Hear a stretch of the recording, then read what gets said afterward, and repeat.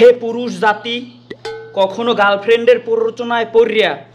ভুলেও বলতে যাবা না যে সে যখন জিজ্ঞেস করবে, বিশ্বাস করো আমি তোমার কিচ্ছু বলবো না, তুমি শুধু বলো ওই মেয়েটার সাথে তোমার কিসের সম্পর্ক।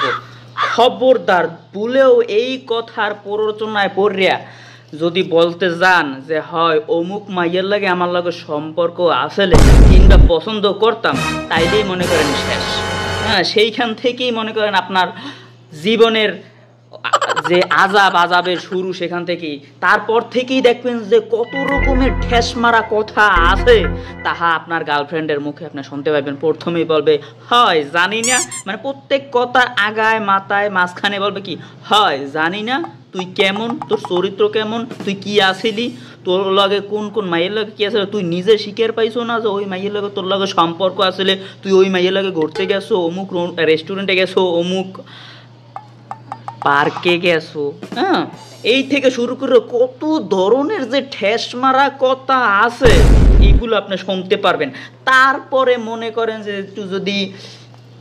কথায় কথায় বললে ফেলাম যে আমার সাথে এরকমের করো কেন, খালি এইটু বলবেন যে আমার সাথে এরকমের করো কেন, হ্যাঁ দাদু, হ্যাঁ তারপরেই বলা শুরু করবে যে হয় আমার তেন পছন্দ হয় না, পছন্দ হইবে কেমনে, তোর তো মন চাইরও দিকে, হ্যাঁ তুই তো 10 গাড়ের পানি খাইছো, 12 জায়গা পানি খাইছো, 12 গাড়ের পানি খাই যারা হেরা কি আর একজন আর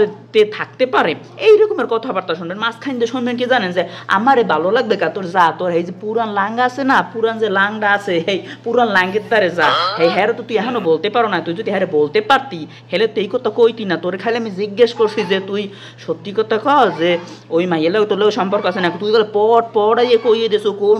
রেস্টুরেন্টে গেছো, কোন পার্কে গেছো, কোথায় কোথায় গেছো, হাত ধরছো, আল্লাহ জানে তুই কি না কি করছো ওই মাইয়ের লগে, তোরে আমি চিনি না। দাদু, এই রকমের বিভিন্ন রকমের মনে করেন কথার আঘাত, হ্যাঁ এগুলো শুনতে থাকবেন একবারে অনবরত। তো সেই ক্ষেত্রে আপনাদের সাথে পুরুষ জাতির কাছে একটা অনুরোধ, দাদু খবরদার ভুল করমেও যত ধরনের মনে করেন লোভ দেখাইয়া, হ্যাঁ একদম মনে করেন যত ধরনের পকানি আছে এই তো আপনারা দেবে, যত আলু পক ঠিক আছে যতই দেউক আপনি ভুল করমেও শিকার পাবে না। দাদু কোনো করমেই শিকার পাওয়া যাবে না যে না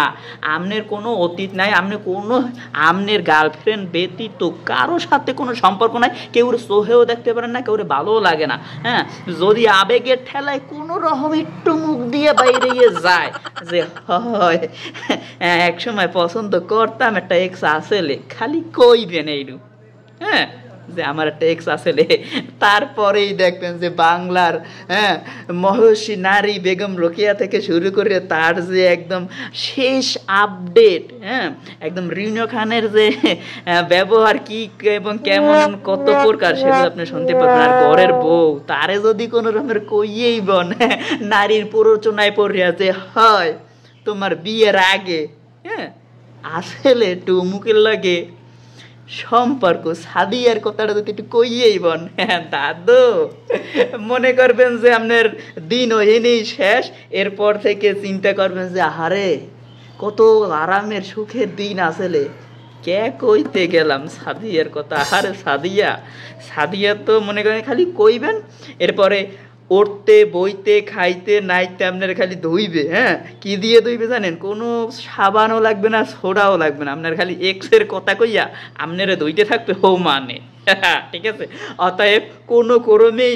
শিকার পাওয়া যাইবে না, হ্যাঁ আমি তোমার ছাড়া আর কারোর সাথে কোনো রকমের সম্পর্ক নাই, কিছু নাই, তুমি তোমার কসম, আমি বিশ্বাস করো আমি কালো করো সম্পর্ক নাই। এটা আপডেট মনে করেন বিনা টাকায় একটা আপনাদের দিলাম, বুদ্ধি দিলাম, বুদ্ধিটা কাজে লাগা, না নাহলে কিন্তু দাদা কি যে হইবে এগুলা যে বলবেন সে বুঝবেন। Tata bye bye. নারী কখনো শিকার পাই না।